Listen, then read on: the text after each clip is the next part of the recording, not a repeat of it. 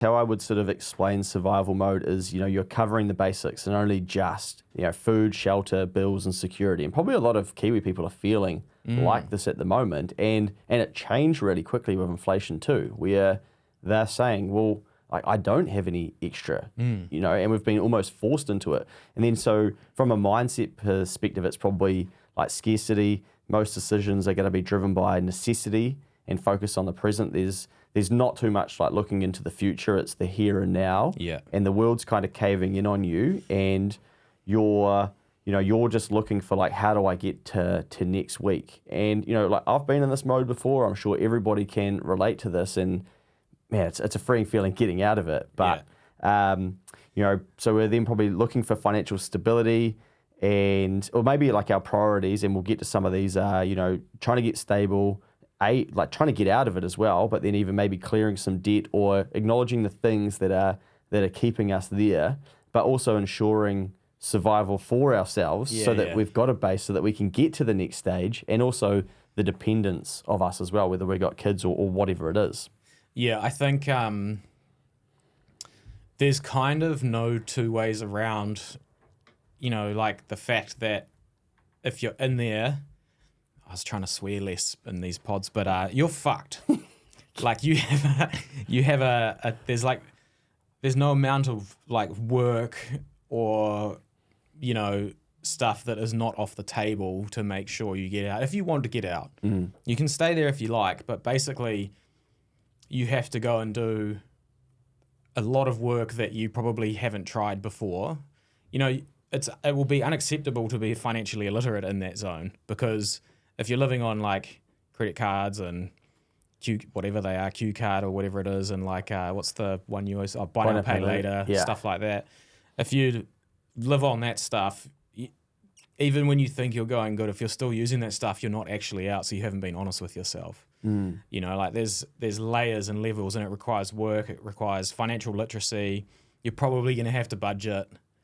If you've never done that before, then I don't personally budget anymore. I do like forecasting for my business, but personally I don't budget.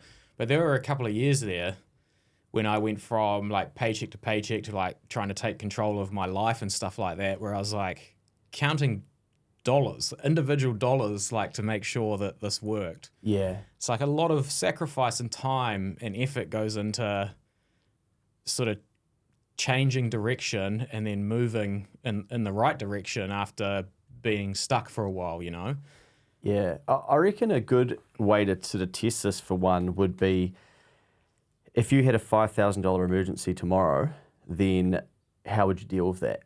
And could you? Or other solutions, debt, lending from other people, those sorts of things that you then get out of here.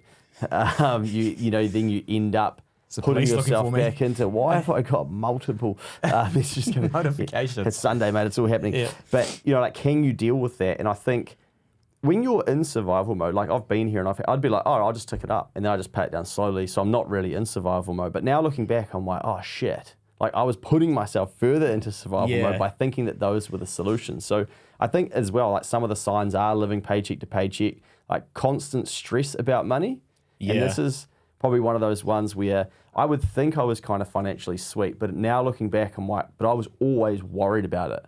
I wasn't excited about it or planning for the future or thinking about savings or investing. I was thinking, if anything happens, like easy, my Q card's 15 G's, baby. Yeah. Like, or if the boys want to do something, and I can service it because my income's half decent. Yeah. Like I'm flying. Like I get paid more than other people, but really, like, I was deep in it, and I, like shouldn't have been in there. So it's not just for people that have got a very limited income. I think you've got to tidy up like what you're doing with your income at the same time. Otherwise, you keep yourself there. And I think the other thing is that when you're in this mode, you're massively defensive to solutions. Yeah, for sure. And so when someone's like, oh, you just need to earn a bit more money, like, fuck off. Like, what? Like, no, why should I?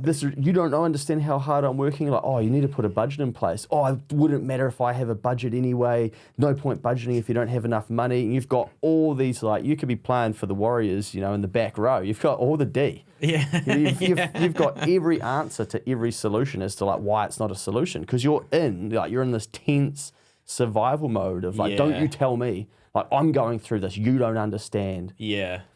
That's what, going back to like what I said, that's the whole thing about like, you have to be brutally honest with yourself, and it can take, it's a hard conversation. Yeah.